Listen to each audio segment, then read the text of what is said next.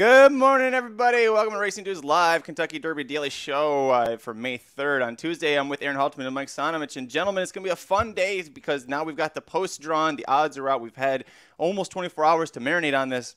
Now it's fun because we're going to do a live draft of the 20 Kentucky Derby contenders. So I'm excited to get that going. Before we get into it, Aaron, how are you today, sir? I'm great. I feel very good. The Kentucky Derby wagering guide is getting not wrapped up, but getting closer. We're really working hard on that. And I feel great, man. I'm just so excited that we have the draft, we have the draw, and now we can have fun with stuff like this. We know who's in the field, so we can do a draft now.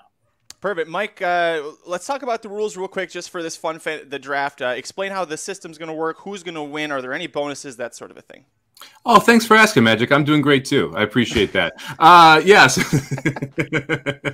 From a point system, I was thinking about this because I went back and forth. I'm the guy who always creates this stupid stuff for us because I love doing these drafts and that kind of thing. So I was considering, maybe we do bonus for the winner and like all that crap. But you know what? The best way to do this is 20 points for the horse that wins, 19 for second, all the way down to 1, so that picking the winner is important. But your depth of your team and your selections and who gets stuck with Barber Road matters more from a overall standpoint because you got to end up with the most points amongst your 5 starters. Now, if we have a scratch, you automatically get the AE that scratches in. So do not pick a horse that you think may scratch because then you're breaking from the 20 post with your replacement. If we have enough scratches in the field where you only have 4 horses on your team, then the average finishing position is the value of your 5th horse. Listen, Mike was saying Barber Road has value in this draft. If you think that he's going to do something and not finish last, that's what he's saying there. It's going to be a lot of fun. Do we have anything else we want to talk about? Or I think it's been kind of slow since our last show. We want to just jump into the draft? Well, first of all, how are you, Magic? Nobody asked you either. That's okay. I'm all right. I'm always good. You know me. Good. I'm very happy that the wagering guide you mentioned, the first round, there's like 3 edits of it. So the first round with all of the major stakes and the race by race previews from Aaron, that's all done. So he's working on the live bankroll article with Jared, and then we're getting the top 4 stakes picks from everybody for Friday and Saturday. So the hardest part I think is done, at least for me, the longest part of the work. Man, if you have the hardest part is Saturday's card. I mean, that thing is a monster, like back and forth. And the 11th race right before the turf race is a very, very tough race. I can already tell you that the Pat Day Mile is going to absolutely collapse and be a train wreck, just like it is every year. It just has that same feeling to it because you got a couple sprinters in there. They're going to burn it up early. It's going to be interesting to see how some of the horses that want to be forwardly placed going longer end up there. So, it's a tough card on Saturday, but it's going to be a lot of fun. If you're right, you're getting paid.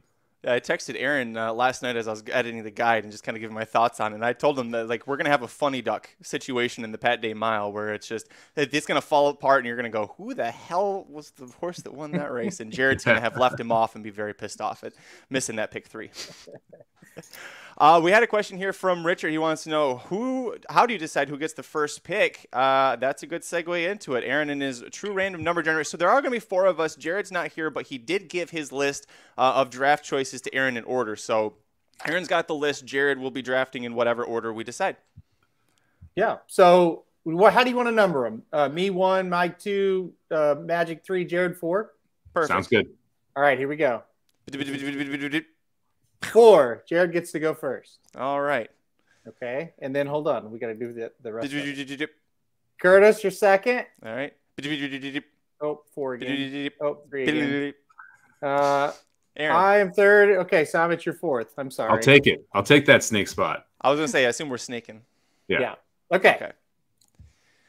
All right. So that's good. So Jared goes first. Yep. Jared's on the clock. Jared's list. Who's he got number 1, Aaron? He has Summer is Tomorrow, number 1 on his list. Summer is Tomorrow to Jared. Wow. Jared fully thinking this is a gate to wire situation. Summer's Tomorrow breaking from the 4 post with Epicenter to his inside. Messier and Smile Happy outside. All right. I have notes that he wrote down on why. Oh, I'm so sorry. Please, yes. Yeah, he thinks this horse can go gate to wire. He's drawn inside of all the other speed. He thought that was good. He can outbreak Epicenter, get clear, get to the rail, and never have to leave it. So Summer is Tomorrow, the top pick in the draft. All right. All right, Team Magic. Board's it's pretty me. open. It's going to be Epicenter, right? There's no other question. I've been Team Epicenter since January, February, the very beginning, early on in this process. So he is still my top pick. I'm not wavering. Let's go Epicenter, baby. Let's see. That's me. I will go Messier for two reasons. Number one, as currently he is my number one pick to win it. And number two, I knew it would make Somich mad. Yeah, he wasn't getting back to you. That's no. There's zero chance that I was going to give it up. All right. I mean, look, I'll take the other Baffert, Tava, and I'm going to take Zandon. I'll take those two off the board. Back to you, Team Aaron.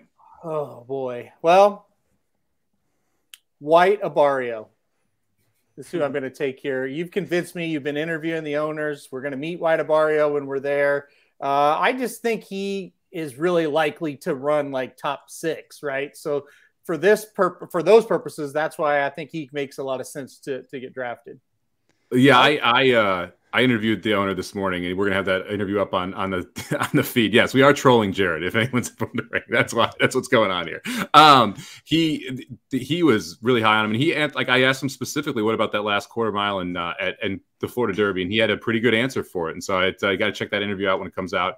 But the special guest White Abarrio was in it, which was pretty nice too. So we got to see him hang out, and he really, really chill horse, man. Did not. He transferred well from Florida and didn't seem like he was bothered by the surroundings at all. Cool. Very cool. I can't wait for that. I'm really excited. Yeah, you sent us a screenshot of the look, and I saw White Abarrio in the background. I had to really look to make sure that wasn't a wallpaper. I'm like, oh crap, he got. And then there was the video of White Abarrio yawning this morning that I saw you retweet. That was really funny too. All right, I am up here. Let's see. Messier's off the board. You know what? I'm going to go – I hate this. I'm going to go Smile Happy. I think the Smile Happy is sitting on third off the layoff. I think that he's got the running style that he's going to keep coming. I don't have concerns that he can go a mile and a quarter. I did some deep diving on his pedigree. His dam sire, Pleasant Tap, won the Kentucky Jockey Club the Jockey Club Gold Cup, won the Suburban Handicap, and was second to AP Indy in the Breeders' Cup Classic. So the horse can handle a mile and a quarter from the dam side. Run Happy is a son of Super Saver who won the Kentucky Derby. So even though Run Happy was a champion sprinter, I think the Smile Happy actually sitting on a big effort here could possibly have a look in at least style trip and hit the board at a big price. I don't hate it. I think it's one of the better options still sitting on the board. Yeah, I would agree. I would agree with that. Is it Jared's turn now? It is, and Kevin has an opinion about where it should be. But what we have to go off of Jared's actual list here. That Kevin just says he should go Tis the Bomb. Well, yeah, but I have his list. He has Happy Jack next on his list. Wow, Kevin, you had it on the list there. Yeah, he wrote besides Happy Jack that he really likes how he's been closing up at Santa Anita. He's been close in a couple of races, just missed beating Messier, Forbidden Kingdom. And he, while he thinks Summers Tabarro is a clear horse that can take him gate to wire, he does acknowledge there are some other pace horses in the race, and that gives Happy Jack a real shot to mow him down late. He thinks he's the strongest closer in the board.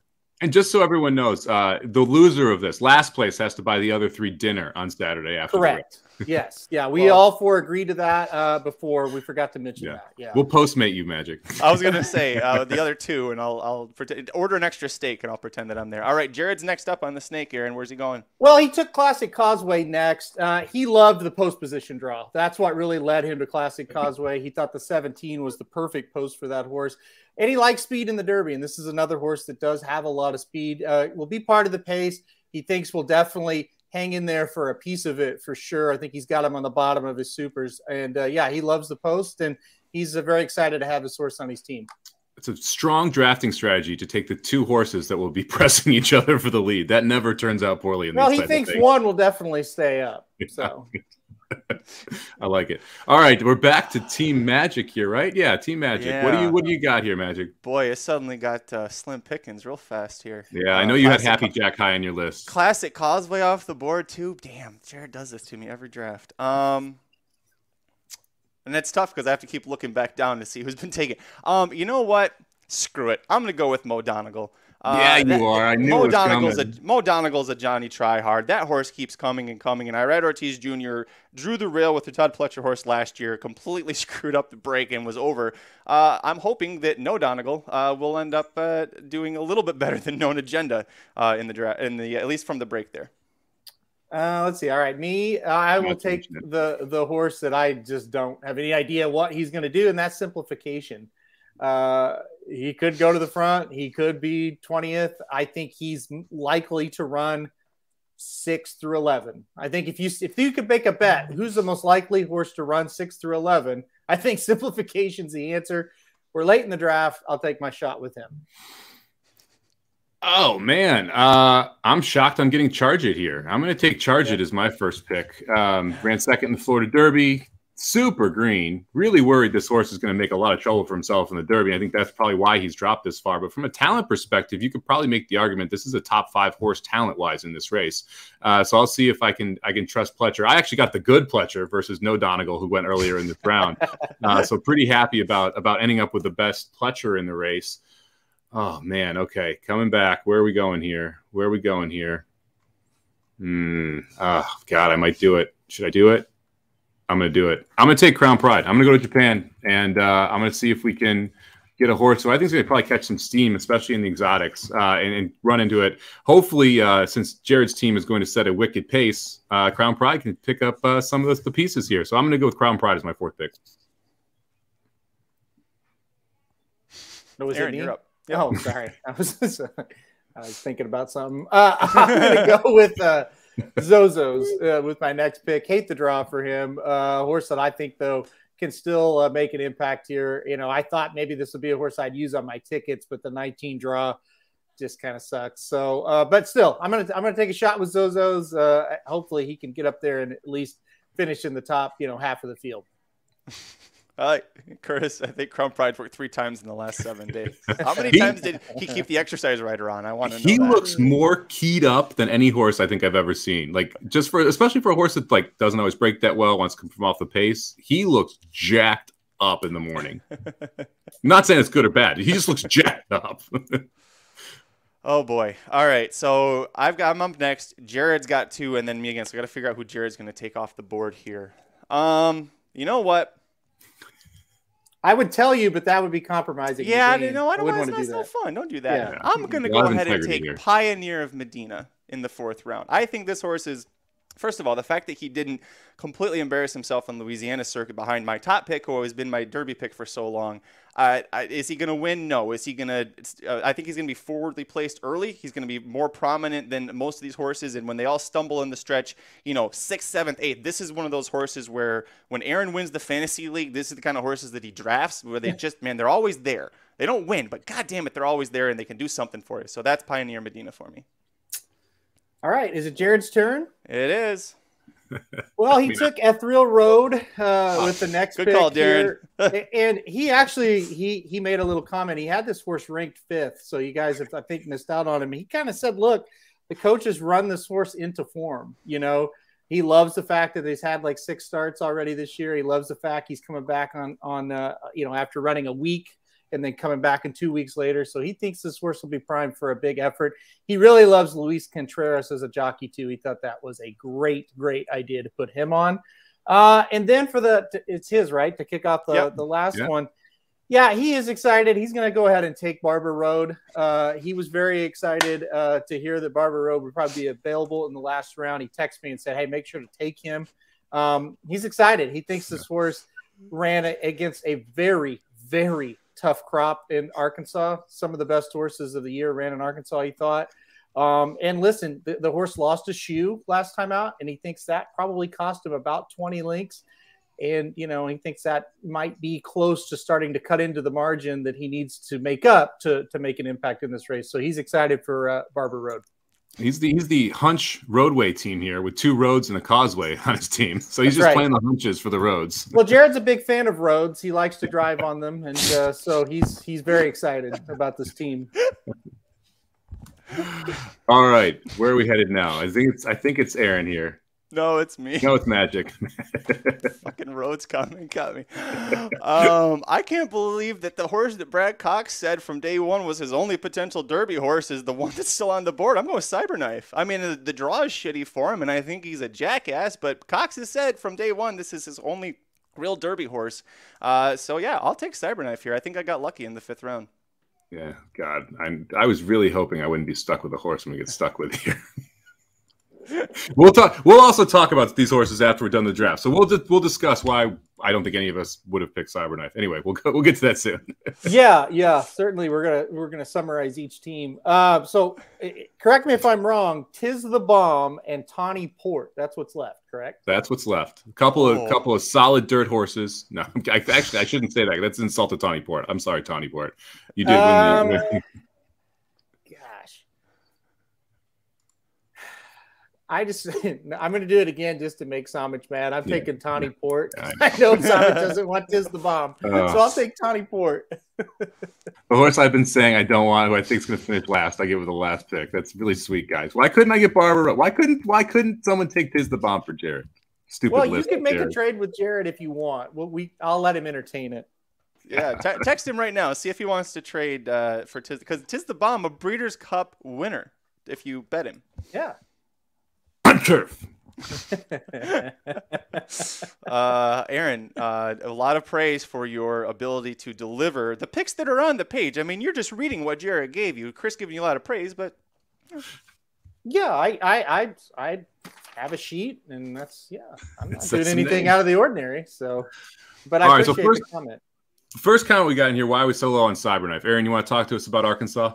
Yeah, there you go, and that's just it right there. Arkansas certainly is the problem with Cyberknife. Yes, he won, but it was a weak Arkansas crop this year. He didn't earn a very fast speed figure for that win, and he's just kind of been a little goofy in all of his races. I think he went a little too low, but for that being said, I didn't draft him, so I can't really be too critical of it. But I think he's got a lot of improving to do in a short amount of time. Plus, the post is not going to help him either. Yeah, I have post issues with him. And then I also especially in this draft style, I think he could finish in the back half of that field pretty easily. Like if he doesn't run huge, I think it could be he could be one of those horses I think is toward the back. But I'm not using anyone coming out of Oklahoma or Arkansas. Either one. Yeah, either one. I won't be using out of Oklahoma either. So yeah, the Arkansas factor I think is really what sets it apart for me. And so if you're not using Barber Road, if you're because you have to be pretty high on Barber Road to be high on Cyberknife, and to me it just doesn't add up. No, I've always kind of liked him. I've always thought he was talented, but it's just a little too much too soon. Too bad of a post for me. As far as you guys said enough about Cyberknife. I can't add anything else. I mean, he went 5th round for a reason. I'm surprised Crown Pride went as late as he did. I didn't think I'd get Crown Pride or Charge It where I got the two of them. Any reason you guys didn't take either of them? I was back and forth between him and Mo Donegal, and I liked the fact that Mo Donegal keeps that he's more professional. Charge It to me in the Florida Derby, he was too unprofessional, and yeah, he can definitely take steps forward. I think he has grade 1 win potential for sure later in the year, but he was just a little too green for me to want to play him against 19 other horses, whereas Mo Donegal, he's got the experience. Crown Pride, I've said it on the show, he's not for me, and that's not a knock. Anybody wants to play him, I understand the reasons. I understand he looks great at Churchill. I understand the Japanese thing. That's fine. I'm not knocking anybody. He's just not for me. Charge It, I probably should have taken him. Yeah, that one I might regret. But all the time we always say, people say this horse could take a step forward. This horse could take a step forward. He could also take a step back. He was crazy in the Florida Derby, and now he's got a bunch of horses around him. He might not run quite as well as he did in that race. I don't know if this is the perfect spot for him, but he certainly does have the talent. Yeah, when you go back and watch the Florida Derby, everyone points toward the trip down the lane when he kind of weaved in and out, and he was clearly very green. But the trip around the turn, he didn't respond right away when he got asked, and that's why you saw White Barrio kind of get the jump on him. If you go back and you watch the break, he was a messy break too. So that race, there's a lot of areas he can improve, but to make the straight assumption that he's just going to improve on all of them is a little risky. I mean, he definitely has some upside, but it's you got to hope that a couple things gets worked out in these 5 weeks between the Florida Derby and the Kentucky Derby. Yeah. Jared is he's sad that he and Ed DeRosa had the exact same top 5 horses. Oh no, he doesn't have Tis the Bomb. Well, yet you haven't offered him a trade yet, and he is That's here true. in the chat. Though I know it's faster because of the delay. Aaron will just text him. So Jared, we'll forget what you're doing in the chat. Don't worry about it. Just text Aaron. Yeah, he did text me. He is open for a trade, Somich. If you make an offer, we can. He's got me 2 horses that he would give you for Tis the Bomb. So I'm not sure I want any horses. Like, even though I haven't been last, I would trade him for Classic Causeway. That would be the one I would trade for. No, that's the one he didn't want to give away. Yeah, I kind of assumed as much. Joking aside, Barber Road, actually, I would trade. I would trade Barber Road. Or I would trade for Barber Road if I was you, because he showed at Oaklaw, and like he's not going to win, but he keeps going. He's kind of like Mo Donegal, right? He's just going to keep trucking. At some point, he's going to pass somebody. Tis the Bomb doesn't pass anybody on dirt. We've seen that. Yeah, but. You know what? I would take Barber Road for Tis the Bomb. I wouldn't. No. No. Really? No, I wouldn't. Well, that's true. You're going to run out on the track and try and stop Barber Road if it gets down to it. We've seen the drawings of the future. We before. have seen the. Yeah. I guess, if it's a little bit wet, maybe that helps Tis the Bomb a little bit. I'm not saying it's going to move him up to where he's the winner, but maybe it helps him a bit.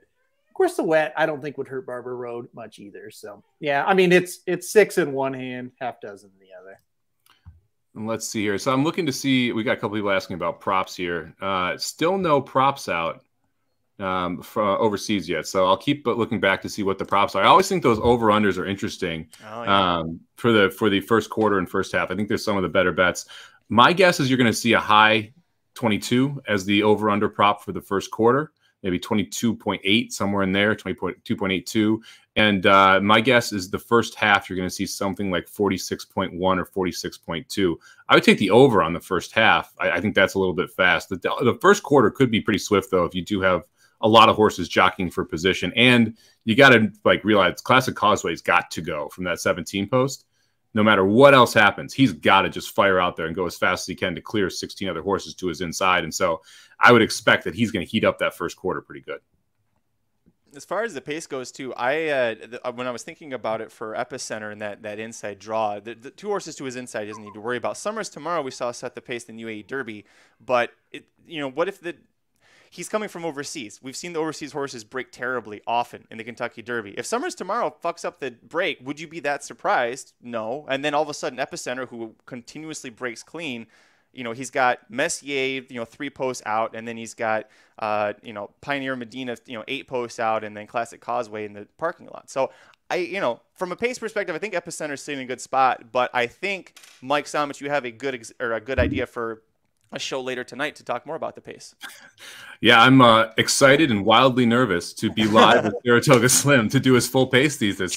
I think I got him on the straight and narrow here because he's got a 12 slide PowerPoint presentation to do for this thing. So I mean, hopefully that keeps him from going crazy. But his pace thesis have been absolutely exceptional. I was written for the site the last 4 or 5 years. We're going to do the pace thesis live this year. I did a pace preview. If you want to check that out, it's up on the YouTube page now. That was last week before the draw. I've kind of refigured out my specific numbers. I'm going to let Slim take the lead, but I'll kind of jump in where I can. So that'll be 9:30 tonight, right here live. We'll be doing that pace thesis. And Magic, here's your problem. Messier is faster out of the gate going backwards than Epicenter is going forward. So Messier is not going to be, or Messier is going to be in front of Epicenter going into the first turn. And so when you take into account Epicenter's trip, you got to realize Messier is a length faster than him early. That's okay. He doesn't need to set the pace. I guess what I was saying is from, I didn't explain it well enough, but I'm not worried about Summers Tomorrow screwing him up out of the gate. I think he'll be in a good position to stalk Messier, Classic Causeway, whoever ends up setting the lead. I didn't explain it well. Thanks for doing that. Yeah, no problem. I last year people did not respect California speed, and we all saw what happened. This year, I'd make sure you guys understand, they're a little faster early in California than they are in a lot of other places. I think that's the case again this year, and that when you're looking at the pace, I think you got to include Messier as one of the pace players, especially if you think Summers Tomorrow won't break. I think Messier becomes a really logical pace threat because he is faster than everybody to his inside and faster than everybody to his outside, except maybe the 12 and 17. I think it's funny that the no real way to debate until we see the race on Saturday. Chris says Messier is not a fast-breaking horse. The Epicenter never lost a slow down. That doesn't have anything to do with his breaking. That's just Low Sal being shitty. Not shitty, just weird. Don't forget who Epicenter is breaking against, right? Messier was breaking against Forbidden Kingdom last time you saw him. Forbidden Kingdom would be in front of this field by a half length, 3 steps into it, right? So you got to take a look at who else was around him as well, and then when you're comparing those times and that break. I'm also a little concerned, Magic. I'm a little worried about Epicenter with Joel Rosario now. the more I've thought about this and like his tendency to be like, oh, you know what? I'm the best closer in the game. And he is. He's the best closer in the game. This is not the time to try and be the best closer in the game. And he's done a wonderful job with horses like Knicks Go, Echo Zulu, got him out front, got him going. But Epicenter is different than Knicks Go and Echo Zulu. He's not a go horse. He can go, he can make the lead, but he can stalk as well. And I have that feeling that Rosario is going to try and work out the perfect stalking trip. And that may backfire a little bit. You know, big question. Will Joel Rosario have his feet in the irons when they open the gates this year? I don't know. We'll find out. Epicenter is horrifying. I don't know if he means that in a good way or bad. Now I'm a little weirded out by this. Like, he's a beautiful looking animal, so it can't be that he's talking about. Listen, he did win the Kentucky Derby in 2013 with Orb. So, you know, it's not that he's never won the Derby. He's won more Derbies than the trainer of Epicenter. Was Orb close to the pace, or where was he? Oh, yeah, last. Well, maybe not dead last, but I think he was 17th or 18th. So that was the first year that they had the point system in place, and it was also the fastest the Derby had ever been run in the points era. So it's even that year is kind of an anomaly when you're like, hey, Orb came from off the pace. Yeah, but that was like we were light into the point system. 16th on the backstretch. They went 22 and change, 45 and change. It's the only time outside of Justify I think they went 45 for the first half. I think I might have the slide. Yeah. I did a video on that one too. Hey, there we go. Get the slide up. We had talked about this yesterday, but we bring it up again. Taiba was the big surprise to us at 12-1. We couldn't believe it. So we don't think he's going to be 12-1. Tanya says he won't be 12-1. Realistic odds. Mike, what do you think Taiba goes off at? Well, right now, fixed odds market, you can get him at 7.5 to 1. I think that is probably pretty accurate. I think that I think Zandon's a deserving favorite, but I think 3 to 1 is a little short. I think that floats up. I think Epicenter floats up. I think you see Messier and Taiba takes the money. I think Charge It probably takes the money, but I think you're going to get Taiba. I think you'll end up with Taiba and Messier somewhere between 6 to 1 and 10 to 1 in that range. Aaron, what do you think? Exactly. I agree. As I've been telling people, we're going to get between 6 and 8 to 1 on those horses, and maybe Messier gets 10 to 1, but I can't see Taiba being 12 to 1 and Messier 8 to 1. If anything, they might flip. But yeah, I think if you think you're going to get 12 to 1 on Taiba, it's not going to happen. It's going to be in that range that Somich said. I think Messier is kind of the weird one because, you know, people look at like, well, Taiba beat Messier. So a lot of the people that are just looking at the form are going to be like, well, why would I pick Messier? You know, so I think that's a big time thing that's going to just kind of float his odds up there a little bit further as well. So, yeah, I mean, listen, they're going to be playable prices. They should probably be more like 4 or 5 to 1. And so, yeah, you're going to get what you want on them. Now, Messier 8 to 1 right now overseas. Taiba 7.5 to 1. Your overseas favorite is Epicenter at 3.5 to 1, and Zandon at 4.5 to 1 as a second choice. That's interesting. Followed by Messier and Taiba as third and fourth choices. So I think that's probably should be your top 4 from a betting perspective. I disagree with the prices of it, but I think that probably should be your top 4.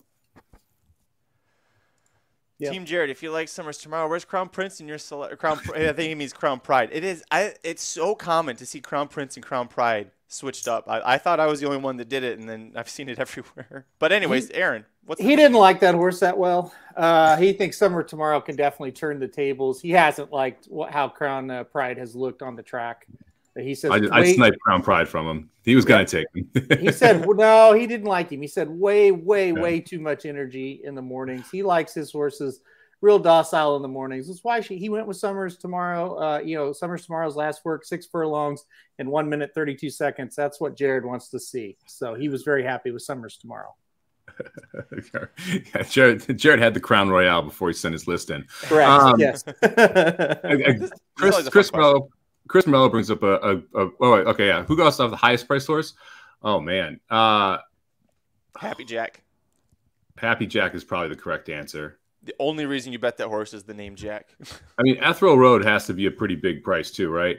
Breaking from the 20. He'll take like blind Dwayne money. Be like, oh, he can pull up sets. So maybe he doesn't, but the most blind money ever in a Derby was a Jack horse. True. That Magic loved. I mean, that horse was a 6 to 1, wasn't it, Magic? Yeah. 6, 8 to 1, something like that. Yeah.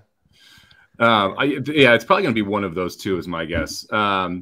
Chris says, we think these prices are going to bear out in the picks bets. So that means the pick 4, the pick 5, the pick 6, the daily doubles, things like that. I think you are going to get a very good idea based on the Oaks Derby doubles. So that's what I'm going to be mainly looking at to figure out what they're going to be in the pick 4s and the pick 5s. I think people are going to spread in this race. I don't see a lot of people getting aggressive and singling or even going 2 or 3 deep. I think you're going to have a lot of pick 4 and pick 5 tickets going 5 or 6 deep. So I think if you're able to go skinny here, you're going to get a lot of value for being able to do so. Difference with my boy Jack, and everybody said, "Hey, remember my boy Jack had actually won a race coming into the Kentucky Derby. It was won the Lexington, right? So, yeah, big difference there between him and Happy Jack, who can't sniff the parking lot right now. Yeah, 5th. Let's see. What else you guys want to talk about? I mean, I'm very excited. This is keeping this banner up because Slim's coming back on tonight. I'm also excited that it's going to be live because Slim live is just, yeah. I'm slightly terrified. But I because he did the slides, I think I've got him in line. So I'm hoping that everything. Is anyone else going to be on that show with me, or is you guys just letting me try and rope in Slim all by myself? I'll show up. I'll come on with you because I'm slightly terrified. You have a company to protect still, don't you? That's right. Yes. So let's pull up Junior's comment here real quick. So I mean I would probably be in this group too because I don't have Xandon as my top pick. He's going to be the favorite. I haven't decided if I'm going to use him in multi-race bets yet. I can tell you I won't have him on top of like the super or the try, and I usually try and play those with 1 horse or 2 horses on top. I'm not going to have him in that spot. I was a little concerned when the time form pace projection came out, and they have him tied for last with Mo Donegal, which is not where you want to be this year, especially that 10 post because you're going to be 2 or 3 wide in last. That's not great. But as far as like the multi-race bets, he's still in consideration for me. And a lot of that's going to come down to what his payouts are in that Derby Oaks double, because that could adjust my feelings on him. Because if I see I'm getting if he's the 3rd choice, then all of a sudden I'm a little more interested. Right. But if he's a heavy favorite, then yeah, I probably won't end up using him. Yeah. Again, some people kind of maybe misunderstood, even though I tried to tell you yesterday, not directed to you, JR, just comments from yesterday's show, but I don't think any of us hate Xandon, don't think Xandon has any shot. It's just he's not a playable price. And that's all it really comes down to. I picked Xandon to win the Bluegrass. I was there that day and watched him live and in person. I like Xandon, but him as a favorite, it doesn't add up. And if he wins and you bet him as the favorite, that's great. You get paid, we don't. And that's the name of the game. But when I see 4 horses that look very similar, I'm not taking one at 3 to 1 when there's other options at 8, 10, 12 to 1. I just can't do it. I do think he's got a shot. He's still, even if he was in that 8 to 1 range and say Messier Teba was 6 to 1, I still don't know if I'd put him on top. Like, you just need to demand a lot more value than what you're going to get out of him. Yeah, well put here. Bad price, good horse, best rider. It makes it tough because that's dead on, right? It's like I don't think, and none of us are disrespecting Xandon. I think that's the key. It's around the price that you pay to use them, and that's why in multi-race bets, especially if you have big opinions earlier and you're only going 2 or 3 deep, then you have a little bit more leeway to use a horse like this. And in the Derby too, like the other part is if you're going 3 deep and he's 4 to 1.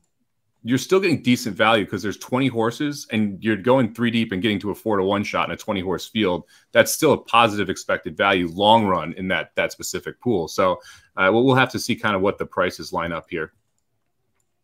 Well, and can I here? Hold on. Let me put this up real quick. I don't know that we said that we're taking him out of our selections. Oh, he's going to be in my super. Yeah, that's the point that we're trying to make. He's going to be on our tickets, but we cannot play him to win at that price. Yeah. I mean, my super is probably going to have Messier on top and a smattering of 3 to 5 horses in the next couple spots. And Xandon will be one that will probably be in the at least 3rd and 4th, but maybe 2nd, 3rd, and 4th spots. Yeah. I mean, he's a horse. No matter what he is, 3 to 1, 8 to 1, whatever, he made more sense in that slot anyway. Right?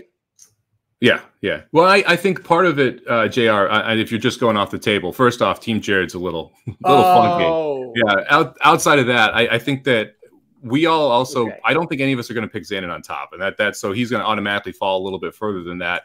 And I think if you look, Magic was always picking Epicenter. I probably would have taken Xandon over Epicenter in that spot. I think, Aaron, you're probably the same. Yeah. But Messier and Teba were horses that Aaron and I are higher on than anyone else in the field, basically. So that kind of makes it a little more difficult just based off of the table. We should maybe take that table off. So JR, if you're a junior, whatever, if you came in late, we drafted horses those are not our picks, not even close to our picks. Again, everybody listening, those are not our picks. That was a draft that we did. And so no, I get why you made the comments now though, for sure. Yep. So I want to jump through a couple of these questions. Darren, first off, I think this is a good question here. What are the possibilities of a pace meltdown? If so, do you have to handicap for 2 different wagering scenarios? Magic, do you think there's a shot for a pace meltdown this year? What are your feelings on it? Pace meltdown to me implies that there's the contenders are going to fade. To me, no. I think that there's cheap speed and that there's, in the sense that speed I don't want to play. The speed that's not going to hold on. Classic Causeway, maybe Summer is Tomorrow, maybe Pioneer Medina. No, those are the horses that I think are the cheaper speed. Do I think Messier is going to fade? He could fade to 3rd or 4th potentially. Is he going to drop anchor? I don't think so. Is Epicenter going to drop anchor? We've never seen that. Is Taba going to drop anchor? We've never seen it. So no, I don't think there's a pace meltdown. So I'm going to handicap it with one scenario for me. Aaron? No, I don't think there's a pace meltdown unless you're going to, like Magic said, if you're going to count, Summer's Tomorrow and Classic Causeways fading as a pace meltdown, then sure. But I don't view it that way either. No, I don't think so, because the horses that are fast, that are also talented enough to stay, all of them have shown they can sit behind horses, right? So you think about Forbidden Kingdom, and you guys talked about him and the pace that he sat in the San Diego Derby. Well, he could, if Messier or Taba or both weren't, if they didn't want to rate kindly behind the speed, you could have seen a pace meltdown there, because that is a very fast horse. Those 2 horses just sat right behind him. No problem. So, no, I don't think your major contenders are going to come back, because they've shown that versatility of, no, we can sit off the pace. And that was what was so important about Epicenter and what elevated him for me. He showed he could sit off the pace. Now, that's not to say he can't go gate to wire if there's nothing there, or if there's no pace that goes out there. But you got to be a little bit versatile to win this race this year with the presence of that cheap speed out there. Yeah, I agree. I think this is a very unlikely scenario for a pace meltdown, just because of the lack of top-end speed up front. I mean, the only way you see a pace meltdown is if someone decides to hook the 4 and the 17. So Summer's Tomorrow and Classic Causeway go, and let's say, I don't know, Messier decides he wants the lead, right? And you have the 3 of them that absolutely burn it up. And then you see that 22 and 4, and none of them give it up. They're going to keep pressing it. And one of the things about the Derby is that a lot of people want to be in quote unquote good position. Well, if they're going up fast up front, you're going to see multiple horses within a length of those guys. So they're all going to be going fast. I just don't see that without the sprinters in this race to be able to kind of have that setup. I actually think this is going to be one of the slower opening half miles for the Derby. I wouldn't be shocked if we even see like high 110s, maybe even a 111 here for 6 furlongs, which would definitely play more toward the horses that are sitting closer to the pace. A lot of questions about the rain potentially coming. I think people are, to me, it's an overreaction, but it is a good question if you're less familiar. So, but I'll bring up Ken's. With rain and possibilities, anyone getting tossed if it's a wet track, even with so many horses with good breeding for the slop. So let's talk about it from a contenders, the horses that we like. Is there anyone that if it is a sloppy track, you are going to discount? No. I can't think of any. So let's look at the top 4. So Epicenter is not this time by Giants Causeway. Massive Tomlinson number, very, very high. Messier is Empire Maker with a 400-plus Tomlinson number in the wet, so very, very good. Xandon is Upstart by Flatter, by far the lowest Tomlinson number there with a 331, so that's the only one that's down low. Taba by Gunrunner has the biggest wet time form number, or wet number in the field. So of the 4, just based off of the Tomlinson numbers, I would say the one that you have to be concerned about is Xandon. And that probably fits. I mean, the other 3 are by Monster Mudsires. So I guess Xandon would be the overreaction for me. But I don't think I would downgrade him that much in the slop versus the others. And I don't have anyone that I'm like, wow, that horse really steps up either. Am I dumb to say that I hope it rains?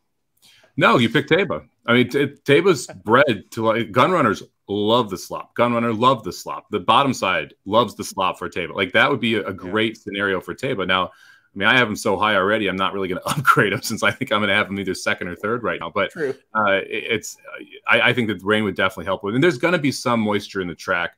For my handicapping right now, I'm more focused on a good turf because I don't see any way that turf gets firm by Saturday. If it rains, it rained heavily today. It's supposed to rain Thursday. It's going to rain Friday morning. Even if it's sunny from Friday morning on, you're going to get a good turf. So in my mind, that's where you can handicap now. Friday will probably be some type of off track, and Saturday it's going to be fast, my guess, by the Derby right now, if there's not rain on Saturday. I totally agree. That track dries very fast. I think we'll be fine as far as that goes. Listen, you've got the past performances out there, right? With the what about Truth Exposed is really high on Mo Donegal if this thing rains. Let's give us your thoughts on Mo Donegal in the rain or the slop. It's solid. Uncle Mo is a great mud sire, one of my favorites. Tappet on the bottom, good mud family as well. Tomlinson's 414, so it's middle of the pack for the field. Still a high Tomlinson number, but this field just has a lot of high Tomlinson numbers on the mud. So yeah, I think Mo Donegal on the slop is a good thing. The problem with Mo Donegal is the post. I mean, I went back and I was like, oh, maybe I'm being harsh because of this one post thing. Man, go back and watch. I mean, at Magic, I don't know if you want to pull up the Derby from last year. You can pull the replay up. Yep. And like, it is absolutely amazing. Known Agenda broke well and was in 17th by the finish line the first time under it. And it's the wave of horses that you just see come across. It's the reason the 2 post isn't great. It's the reason why the 3 and the 4 post have like the 3 post. The last time someone hit the board was 2013 out of that spot. Like it's been almost 10 years. And it's because this wave of horses comes from the outside and everyone wants a good trip. Everyone wants the rail. Everyone wants to be close to the pace. And man, that's in spades this year. You got a lot of horses that are going to want to be close. So watch the 1 post here. This is Known Agenda, who I actually thought had a decent shot, and I fell into the whole, hey, the 1 post won't be as bad. He broke well. He's clear. There's no one pinching him. He's doing fine. And then watch. I mean, just an avalanche of horses coming to the rail. Boom. And he gets bumped back. Boom. And shuffled. Whoa, he got bumped back hard. You're right. When you watch that back, you're like, I don't remember him breaking that well. But he really did. And now we're sitting, I think right now we're in 18th. He's third to last 20. There. And that's how bad that inside shuffle can be. And I just, I just can't get past that inside shuffle that he's going to get. And yes, he wants to be in the back anyway. And I get all of that. But man, it's going to be a lot of work to do from back there. Can you rewind it and see what kind of trip the 3 gets? Oh, there you go. Well, he got pinched at the break. That doesn't count. Never mind. Yeah. he didn't break well that year. No. And that's one thing that I've had people talk about. He's jumping around in there too. Yeah, I've heard that a couple of people talk about handicapping the horses inside and outside of your horse to see if they break in or out, and watch replays for that. I mean, that's probably not a terrible idea. I hadn't thought about that before, but that definitely could make a pretty big difference because if you do get pinched, you're done. But to me, when Known Agenda breaks that well and ends up in that spot, that just kind of really shows how tough that 1 post is.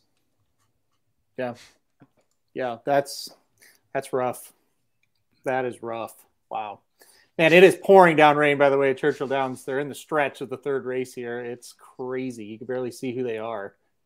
Wow. If you bet the 5, it looks like you're going to win. Oh, Aaron, this is a question I heard someone ask you before a while ago. There's 20 horses in the Derby, and you thought that was too much. Too many horses trying to run a mile and a quarter. What would you say is the ideal number of horses that should run? What's the number of horses that usually run in a race in the United States? But in a big one, 10, 12? Well, no, but the maximum number you can fit in a gate usually is what? 14. 14. 14. Yeah. Why the one race, which is the biggest race and most marquee race we're supposed to have, why would we run 20 and not run 20 in any other race in the country ever? Yeah, 14 should be the maximum. I kind of like the 20 because of the superfecta, but I agree it's a little crazy to have 20 in a race. Well, it's just nuts. It really is, and it does create a very good betting opportunity. There's no question, but at the same time, it creates a lot of unfair advantages. Things happens with trips that screw horses up, et cetera, et cetera, et cetera. So no, I hate it. I hate that it's 20. Yeah, 12, old man says 12. I agree. I think 12 is a good number, but I wouldn't be opposed to 14. It's just the trips become so rough when you're getting to 20 horses. And it also makes it a little bit of a lottery. I mean, I know, Aaron, we both picked game winner that year in the Derby, and that horse was out of it 5 steps in, right? Like, yeah. And it wasn't because of game win. I mean, he didn't break as sharp as you'd want, but everyone, both sides of him, just destroyed him too. So, yeah, it's tough with 20. I agree. The Japanese races do often have to 16, 18. A lot of those big fields also are one-turn races in Europe and Japan too, which make a difference in having a 2-turn 20-horse field, because you're going to have a lot of run up to that first turn, and a lot of the trouble actually happens in the stretch the first time, not the stretch in the second time or around the second turn. It's often the stretch the first time that you see most of the damaging trouble. Yeah, ask Will Take Charge. He was getting ready to go win the Derby, and Johnny Court got him in a lot of trouble. Yeah, I know. I understand why they do it, but the question is, should there be 20? And the answer is, should we still be doing this in 2022? Well, and then think of it like this. We had a gate that is still, it's better now for the one. It's still not great. We had a gate that the one pointed right to the rail. Literally, if you looked down the one gate, if he ran straight out of that gate, he would run right into the rail. And it took 142 years to change the gate, 145. Well, they also had, I mean, if you look back at the stats for the 14 and the 15 post, the 15 post has 6 winners out of 60 starts. That was the auxiliary gate first gate, where you have a gap to the inside so you don't get pinched as much. You have a better chance of breaking. The last gate, the 14 post, 2% win percentage. And that's because that outside auxiliary gate would just crunch over to the rest of them. So that's obviously a positive as well. Those posts get a little more evened out toward the outside. And the 14 post was as bad as the one draw in a lot of cases, just because you got 6 horses just collapsing down on you. Typically, horses run to open space. And so that's exactly what Somich is saying is what happens. So the 14 breaks, or excuse me, the 15 breaks. He goes, there's a space. I'll crush over. 16 goes, where'd he go? Crush over, crush over. That's what happens. Absolutely. It was interesting too. So talking the White Barrio interview, guess what post he wanted? They wanted the 14 post going into the draw. They wanted to be drawn outside. So it was interesting to draw the 15 after asking for the 14. It's not a post you would have wanted when the auxiliary gate existed. I'll say that much. That's true. That's a good point. Aaron, I want to shift gears a little bit. We were talking about Derby and your first round pick in the fantasy league. Jack Christopher is finally going to return just in time to give you some points, some participation points for the fantasy league. Curtis asked earlier, what do you make of him in the Pat Day Mile, and what's kind of next for him for the summer, do you think? He's a problem. He's a big problem, because if he runs to his numbers, the numbers say he's going to win very, very easily. But how could you trust the numbers? Number one, he beat Command Performance. And he got a huge number, and he's been being bet off that number and been getting his brains beaten in. He's had two races as a 2-year-old. I don't know what to do with him, to be completely and utterly honest at this time. That's one of the races I'm trying to decide. Because, to me, you're either going to trust the number and you're going to go pretty short in that race, or you're like, this horse isn't going to do anything, and you're going to go 4 or 5 deep and try to beat him. I'm still trying to decide, to be completely honest. I don't know.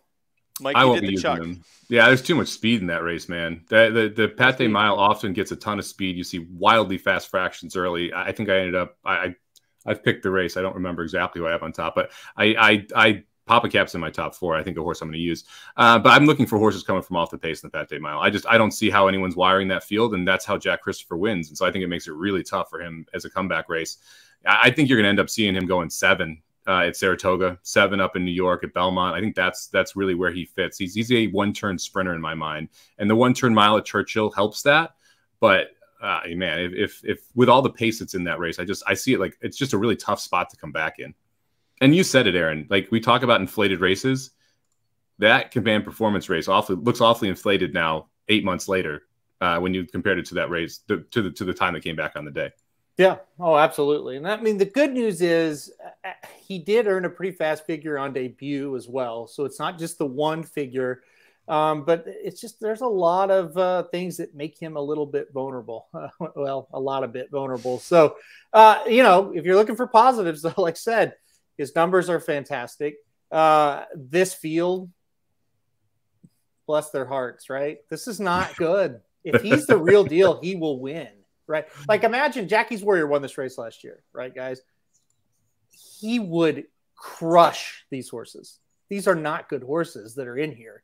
It's just a matter of does Jack Christopher show up, and I'm not quite sure on the answer to that. He is by money, so if it's sloppy, I think that will help him. Yeah, he's definitely one that would get a step up from the slop. Well, and you made a great point in the wagering guide, Aaron, that like Chad Brown picked this race to come back. Like the horse only has a couple of starts. He could have gone somewhere else with him. He's still N2X eligible or N3X, yeah, N2X eligible. So like you really could put him into a very easy spot. You could send him to Belmont that's open, and because maybe the Woody Stevens is the target after this race, right? Going 7 at Belmont. So there's a lot of things that say he's here because he must be doing well. Yeah. Oh, I think he's ready to run. I've heard he's been working really sharp. They're really happy with him. But what does that mean when the gates open? We'll see. Honestly, my biggest thing is the command performance thing. It's like he's come back so bad. I guess you could make the other case though. Well, he did beat Witt in that race. He come back and looked pretty good. So I mean, it's not all bad. He beat my Prankster. That horse has come back to look good. He beat Cavett. I mean, that horse has come back to run races, and so he got fourth in every Arkansas prep race, right? Which is another good reason to take the Arkansas horses. And anyway, go ahead, Somich. Witt didn't break in that race. He didn't learn how to break until this year. Well, my Prankster's a sprinter. Like, I mean, I know. I'm not pounding the drum for him. I think he's very questionable. Then we should mention this too. Now while we're on Thursday, we'll have a live show Thursday night going over the Friday card. Friday we'll have a live show, obviously going over the Derby card, and that'll be where you can find the final Kentucky Derby picks for us. I'm sure we'll give that out. Magic and I have the Magic Mike show on Wednesday. We'll be covering a all dirt pick four. Is that right, Magic? I didn't know if we decided yet. We're going to do one of the fun ones. Yeah, we'll do one of the fun ones. We're not going to do the pick three because the pick three's takeout is awful. All 3-year-old one. Yeah, it's all three. I think it's like 23%, 22% on the takeout, something like that. The all dirt pick 5 is 15% on the takeout, so I kind of like that one. But yeah, we're going to do one of the fun sequences on Wednesday for the Magic Mike show. And then, Slim and I'll be live tonight at 9:30 as well, doing the final pace thesis with our boy Aaron here. It's going to be exciting to keep following us over at racingdudes.com for the free picks and analysis for every track across the country every day. Keep subscribing to the YouTube channel. Keep coming back, youtube.com/racingdudes. As Mike mentioned, all the shows we got going on, but the daily shows, we also have a lot of recorded videos that are going to be coming out. Mike talked earlier about the White Barrio interview. If you want to see not just the owner of White Barrio, but the actual horse, White Barrio is part of the interview as well. He joined in Crash the Fun, so that'll be up here. We just released the video for Trip Notes expert Justin Christine. Went through and explained why he thinks Smile Happy has a chance at 20-1 morning line odds to make some really big noise in the Kentucky Derby. So go check that out, and that's available right now. Aaron, did you got something looks like you wanted to share up here, or are you just looking around? I saw Shotty's comment about that. Shotty said, are there Churchill Downs picks on your free picks pages? Yes. Every race, every day. Top pick. Every race, every track, every day. The answer will never be no to that question for any track. And like I said, top row, third one, Churchill Downs. There's before we get one last fun question. I missed it. Where is it? Someone said, I think it was Nick. What's your favorite undercard race between Derby and Oaks Day so far that you've seen? Aaron, what's your favorite undercard race? Gosh, that's tough because they're all awesome. I'm very excited to watch Jackie's Warrior. Mm-hmm. But I don't know that I'm excited for well, actually, no, I'll say that one because Aloha West is in there. Prevalence has turned out to be pretty darn good at this distance. Yeah, I'll say that. What is it? The Churchill Downs? The Churchill Downs stake, yeah. Race 10, kicking off the late pick 5. I'm going to go with the Derby City Distaff. It's the 8th race on the Sunday card. It is freaking loaded. You have Lady Rocket coming back. Center Isle's coming back. You have Just One Time. It was impressive at Keeneland that won. You got Kamari coming back. Obligatory, who's a horse that won at 7 furlongs at Churchill last year. Bell's the One, who's been one of my favorite horses for a long time. Edgeway's in that spot, and 4 Graces. That's the field. It's 8 horses that are good. Like I'm excited about seeing how that one plays out. I am the most excited. This is funny. Race 9. You guys picked races 8 and 10. I'm going to pick race 9, the Grade 2 American Turf Stakes. This is one of my favorites of Derby weekend. And it's 3-year-olds going 2 turns on the turf, and it feels like this is the race that always sets up for the big Belmont, Saratoga Turf Series that we have, where you get all the Europeans coming over. So this race this year, you've got Flavian Pratt on a 12-1 Mike Maker horse. You've got Irad riding for Grand Motion. Rosario is on the Klarovich horse. Cats are loving dogs. Up is down. Everything is all over the place in this race. So none of this makes sense. And I've looked at this 4 times. Like, I have no idea who's winning. This is going to be a fun one. And I think this is going to be a big bombs away race. The American Turf, you don't know who's winning that race? I don't. You need the guide. Where can I get the guide, Aaron? You can find the guide right now. Listen, now everybody listen. Listen closely here. We're gonna go solo. It is the preview version of the guide. Do not email asking for the full version. It's not out yet. It will be out Wednesday late afternoon. We're not wrapping it up, but we are making really good progress on it. So the guide is available right now. RacingDudes.com on the handicapping products page. You can find it. Like I said, Wednesday afternoon. That's when we'll release it. I want to know who you're going to put your free pick on the site. Who is your top pick in that race? I think that race is a really tough race too. And you seem like you have like a stone cold lock in there. What race are you talking about? The 9th race, the American Turf. I agree with Dennis too. The allowances are excellent to start the car. This is not like a crappy $5,000 claimer first race. Like there's some bangers right out of the gate. Well, I don't want to just give it away so easily. I want to build anticipation. No, I like main event a lot in that race. I almost didn't use that horse. Well, you better. Oh wait, no, I didn't use that horse. Okay, so your opinion's wrong. Next, you better use that one. It is a great betting race. I think it's a great betting race. That's I'm surprised you're using main event on top. Interesting. All right, we'll have to talk more about that on Friday's live show. Let's do it. Someone asked if we're all still unanimous on Kathleen O. Absolutely. Yeah, Side dog's a good one too. Yep, throw up the O. I am worried though a little bit. Can't be scared, Aaron. Can't be scared. You're right. Scared money don't make money. Come on. Listen, we're going to get out of here. Thank you so much, everybody, for joining us. This has been another wonderful hour with you talking about the Kentucky Derby. We'll be back tomorrow at 10 Pacific, 12 Central, 1 Eastern here at youtube.com/racingdudes and at racingdudes.com. If you haven't yet, go check out the inside track to the Kentucky Derby Wagering Guide. It will be available Wednesday afternoon. You can do the pre-order right now. But for Aaron Halterman, Mike Somich, I am Magic. Any final words, gentlemen? No. Don't email me asking for the guide. Come back at 9:30 Eastern to see the train wreck that is Saratoga Slim. Right here. It's going to be so much fun. We're so happy to have him back. And if you guys are nice enough, if you show him enough love, maybe he'll come back and won't do just a one-time thing. So join us again tomorrow. Make sure you subscribe to the channel. Hit the notification bell so you get alerted when we're live. We'll see you then, guys. Take care. Comment below where Jared should take us to dinner. Oh, yeah. Where's Jared taking everybody to dinner? I'll figure out my Postmates situation later. See ya. Get the Racing Dudes inside track to the 2022 Kentucky Derby Wagering Guide, featuring in-depth analysis of all 8 stakes races on the Saturday card and capsules for each of the 20 horses running in the Kentucky Derby. But that's not all. This guide includes bonus analysis for Friday's Kentucky Oaks, along with top 4 consensus picks for all stakes on Friday and Saturday from the expert handicappers at racingdudes.com. The inside track to the 2022 Kentucky Derby also features exclusive bankroll wagering article available only in this guide. Play the exact same tickets as Aaron and Jared live at the track. Last year's live Derby bankroll article returned a solid 47.4% ROI. Don't miss out on your chance to win big with the Racing Dudes. All wagering guides are included with monthly subscription to expert premium picks. Learn more at racingdudes.com. And remember, never play a big day without visiting the Racing Dudes first.